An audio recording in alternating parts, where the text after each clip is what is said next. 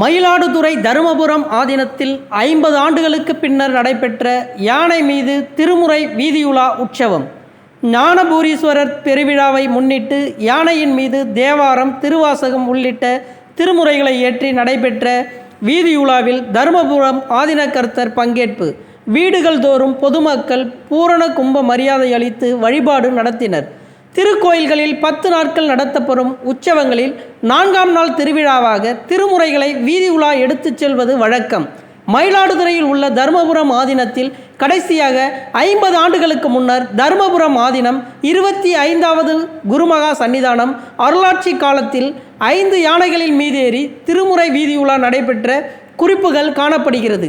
அதன் பின்னர் சில காரணங்களால் இந்நிகழ்ச்சி நிறுத்தப்பட்டது. நிகழாண்டு ஞானபுரீஸ்வரர் பெருவிழா ஞானபுரீஸ்வரர் கோயிலில் மே 20ஆம் தேதி கொடியேற்றத்துடன் தொடங்கி நடைபெற்று வருகிறது. இவ்விழாவின் 4ஆம் நாள் திருவிழான இன்று யானை மீதேற்றி திருமுறை வீதியுலா நிகழ்ச்சி 50 ஆண்டுகளுக்கு பிறகு மீண்டும் நடத்தப்பட்டது.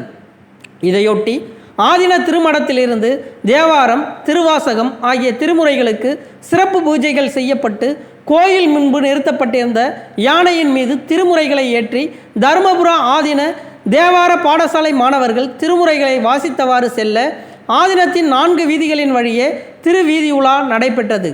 ஆதீனத்தின் மேற்கு வாசலில் தருமபுர ஆதீனம் 27வது மகா குருமகா சன்னிதானம் ஸ்ரீலஸ்ரீ மாசிலாமணி தேசிக ஞானசம்பந்த பரமாச்சாரிய சுவாமிகள் முன்னிலையில் திருமுறைகளுக்கு மகா தீபாராதனை காட்டப்பட்டது. வீதி உலாவில் வீடுகள் தோறும் பொதுமக்கள் பூரண கும்ப மரியாதை அளித்து தீபாராதனை எடுத்து வழிபாடு நடத்தினர்.